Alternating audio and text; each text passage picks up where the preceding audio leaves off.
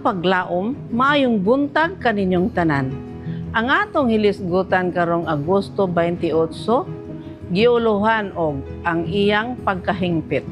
Ang atong teksto makita sa Mateo 2:15. Kini nahitabo tuman sa giingon sa Ginoo pinaagi sa propeta, gikan sa Ehipto gitawag ko ang akong anak.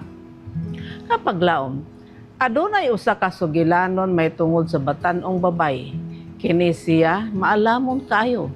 Apan ang iyang pamilya dili kasarang sa galastoson sa iyang pagtungha. Nakahukom siya nga mopalista sa eskwelahan sa medisina ug mi-apply og utang sa estudyante. Nagmalampuson siya pag-ayo. Apan pagtapos niya, naglibog siya kung unsaon pagbayad ang natigom nga dako kaayo nga utang. Unya, gitanyagan siya og trabaho nga naglakip sa pagbayad sa iyang utang. Dili niya mapugngan ang iyang gibati. Aduna ba higayon nga adunay mibayad sa utang nga lisod kaayo nimo mabayaran? Gisugyot ni Mateo nga gikinabuhi pag-usab ni Jesus ang kasaysayan sa Israel.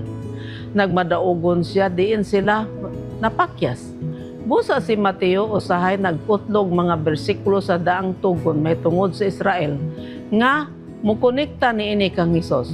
Usa sa maong mga kahimtang makita sa pagbalik sa bata nga si Jesus gikan sa Ehipto. Diin si Mateo nagputlo sa Oseas 11:1. Kini nahitabo tuman sa giingon sa Ginoo pinaagi sa propeta. Gikan sa Ehipto gitawag ko ang akong anak. Mateo 2:15. Ang Oseas 11 usa sa labing mabination nga mga kapitulo sa daang tugon. Diin ang Dios nga naggamit og amahan anak nga simbolismo. Nagpahayag sa iyang gugma sa Israel ingon nga iyang anak. Nga iya silang gisapnay sa iyang makamot o gigiyahan sila uban sa higot sa gugma. Apan sa gihapon mitalikod sila kaniya. Ang katawhan sa Israel isip iniusa tan-awa sa Exodus 4:22 ug ang hari sa Israel isip individual tanawa sa ikaduhang Samuel 7:14 maong duha ka gisundan sa relasyon sa amahan ug anak sa daang tugon tali sa Dios ug ni Jesus sa bag-ong tugon. Karon si Jesus mao ang hingpit nga harianon nga representante sa katawhan sa Dios. Ang sugyot ni Mateo nga gikinabuhi pag-usab ni Jesus ang kasaysayan sa Israel ug magmadaogon sa bahin diin sila napakyas makahatag og dakong kalinaw sa atong kalag. Nga si Jesus nagkinabuhi og hingpit nga kinabuhi ug namatay sa hingpit nga kamatayon alang kanako aron bayaran ang utang nga dili nato mabayaran. Mao ang tinubdan sa kasiguran sa atong kalawasan. Sa diha nga molantaw ang Dios kanato, mauyang nakita ang hingpit nga pagkamatarong ni Jesus sa atong dapit.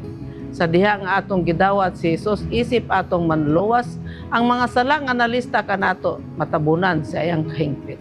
Kapaglaom, si Mateo misugyot sa Israel nga ilang kasaysayan datago diha kang Kristo. Kay gisulat pag-usab ni Jesus ang ilang kasaysayan.